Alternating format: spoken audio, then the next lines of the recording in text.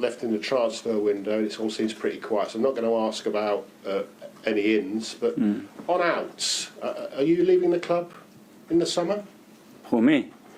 No, that's totally fake news. What you read yesterday is, I don't know where it's coming from, and it's totally untrue. I'm really upset about it. When you heard the report, I guess you were trying to relax on a Sunday evening. What was your reaction? I could not believe. I don't know where it's coming from, and it has no source. It's got nothing, and I think we have to be very cautious when you talk about personal things to put it in the way that it was put yesterday. You've got unfinished business here, quite clearly. Big statement here from Arteta, completely distancing himself from this Barcelona move, agreeing with the question that he has unfinished business at Arsenal, stating that it's complete fake news with no sources, almost suggesting that there isn't even a link because no one's even reached out to me. I'm not interested in any capacity. And it was a very big headline that he would quit Arsenal for Barca at the end of the season. Where do you stand on this?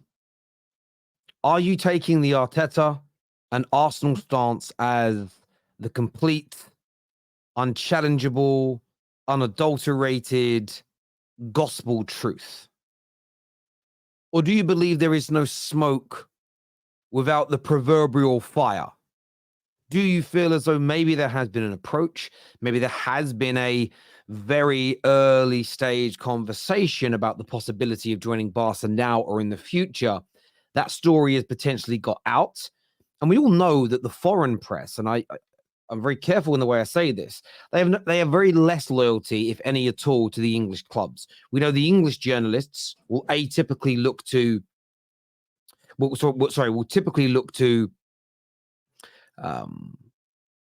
ensure that they are not damaging their relationship with that football club, where you see that on a more atypical basis with foreign journalists and foreign publications whose general stance is to protect the clubs within their region or in the country that they report and write in, and they don't mind leaking a story like this against Arsenal, Man United, Liverpool. Although sport do have a reputation of not being wholly trustworthy, according to many, many people. But where do you stand on it? Do you believe there is some truth to this? Or do you stand firm with Mikel Arteta, who is essentially here slammed the media for their irresponsible story? What is your take? I want to know in the comments section below. We saw yesterday the flames were being fanned by rivals. We know how much people dislike Arsenal, how much they want to see Arsenal fail. Give me your views. Give me your opinions, people. I want to take a listen to what Mark Goldbridge had to say about this as well. Let's take a little listen here. In relation to this story, it came out last night that Mikel Arteta was going to leave Arsenal at the end of the season. Obviously, this comes hot on the heels of Klopp leaving Liverpool in the summer and also Xavi's leaving Barcelona in the summer. A managerial merry-go-round, a managerial opportunity, really. The Barcelona job. Look, I don't know. I actually don't know what Mikel Arteta's thoughts would be on a Barcelona job. I mean, maybe it's his dream job. I don't know. This was recorded by Mark before the video clip we've seen of Arteta. So Mark's opinion would probably have changed by this point, but a fair question that he's asking.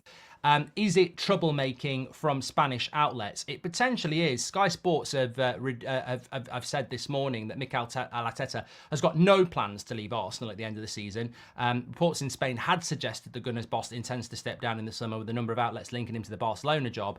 Arteta has a contract until the summer of 2025. So the interesting thing about that is that Arsenal need to make a decision very, very quickly. My belief on this, and I'd be very interested to be led by the comments and maybe some Arsenal fans, is that there's no smoke without fire, but there is nonsense. And Xavi announces he's leaving Barcelona. Barcelona outlet announces that Arteta's going to leave Arsenal and take the job.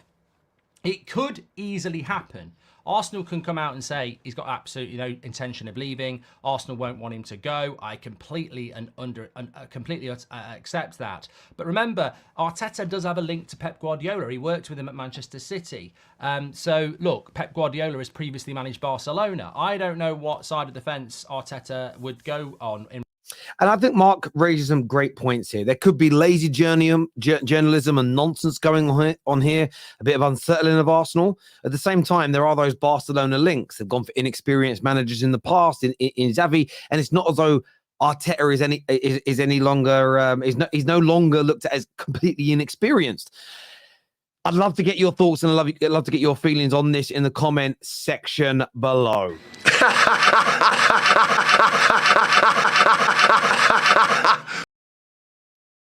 And to have their version of events before other people start to fill in the gaps. Yeah.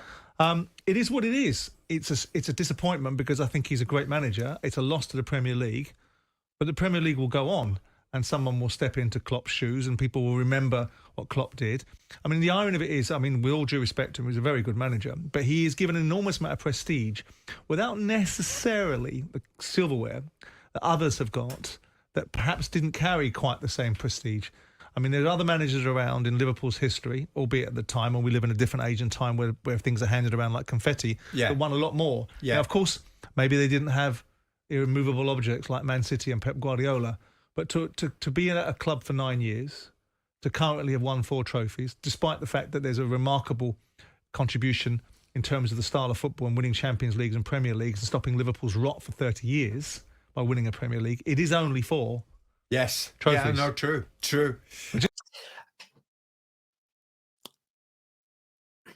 That's a big take. We're discounting the Super Cup. We're discounting the World Club Championship. I want to know why we're doing that. I keep seeing this narrative of Super Cups and World Club Championships being played down. I don't know who's doing that. I don't know where that's coming from. But let's just say we are, for the sake of this argument, 4 trophies in 9 years. The way Klopp's spoken about in English football. Is that an underachievement?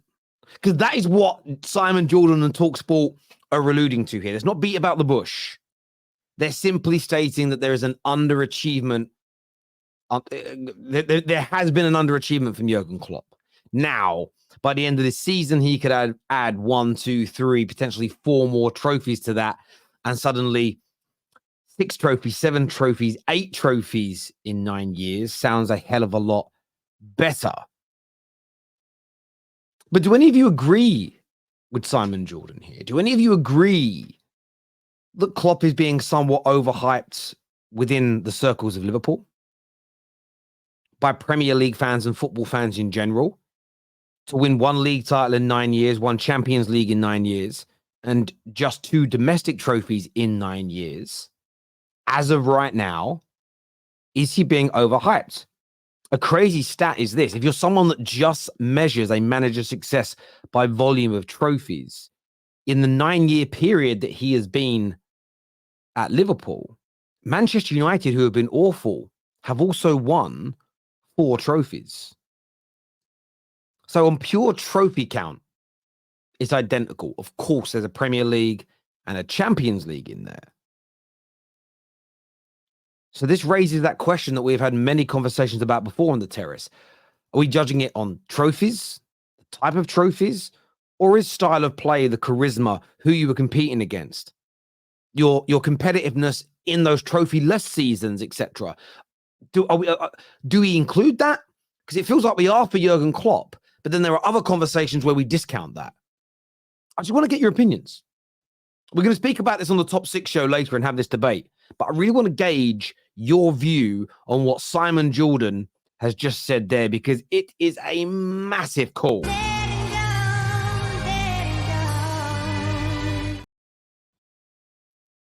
They're obviously full of Maidstone, which we'll get onto later, which is fantastic. Story on the back of the Sun about Marcus Rashford going off to Northern Ireland for a couple of days and missing training on Friday. Yeah, I'm sure this will be used as a stick to beat Marcus Rashford with. For all intents and purposes, Henry Winter, it should be. He's not playing. I mean, his form over the last month has slightly improved, but I think there has to be some context with this, in that he went over to see a friend of his, Rashawn Williams, who's playing at Larne. I mean, it's not as if he's on a jolly to Ibiza. You know, he's gone over to see a friend. He's gone to a nightclub. What's the difference?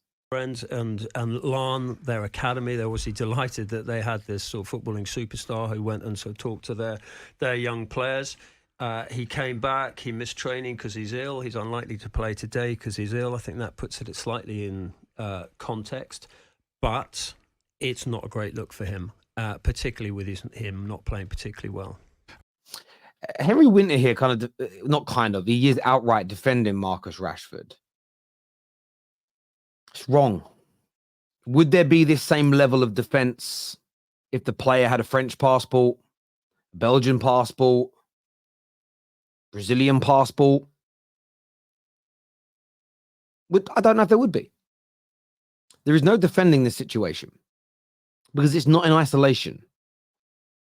You look at the context of our season, his performances. You've gone to see a friend, great, fine. But in any walk of life, in their journalistic world, if you said to, I think he still works for the Times, I could be wrong. If you said to the Times, look, I'm going away for a couple of days to see friends and I'll see you Monday morning, bright-eyed, bushy-tailed for that meeting. And then you're seen on your social media out jollying it up on the Sunday night. And then come Monday morning, you phone in and say, I'm too ill to come to work. You are going to be frowned upon by your bosses. Now, if you have a very public-facing job where you're serving the public, treating the public, entertaining the public, and they're paying your wages, the reaction is very different. The reaction is very, very different. Imagine how nobody would be angry at theatre goers if you paid for your tickets to go and watch. Let's name it here. Let's name a show. You went to go and watch the new Back to the Future musical that's out. And when you arrive, you're told, oh, the star of the show that a lot of people have paid to come and see within this musical is not going to be here. You're like, hang on a minute. I saw him on social media out drinking last night. I saw him in a nightclub. Now he's called in sick. Nobody would complain. Nobody would say it's wrong, those theatre goers, to complain that one of the reasons they're here to watch a show is no longer there. And at the same time, you're saying he's ill. We know he was out last night having a drink up, out late into the early hours of the morning. Nobody would say in that circumstance, in that context, the theatre goers would be wrong to criticize it. But yet, when it comes to football, the people that pay thousands of pounds a year of their own money into the club, that pay these players millions of pounds a year, they underperform. They go out late at night. They call in sick. Everybody knows it's a load of old nonsense. And we're told they're human beings. You've got to leave them alone. Nonsense. It's absolute nonsense in this particular scenario and in this context. Don't give me any nonsense in the comments about, yeah, but what if a player's lambasted for going out after a defeat with his family for a dinner? What about that, Terry? That's a different circumstance. Don't bring that to my door. We're talking about this particular situation. So unless your example is an almost identical set of circumstances, don't bring it as an example because it's a false equivalence. Simple as that. Henry Winter here defending him, for me, is absolutely shocking. But I want your views and I want your opinions. Until next time, my people, peace.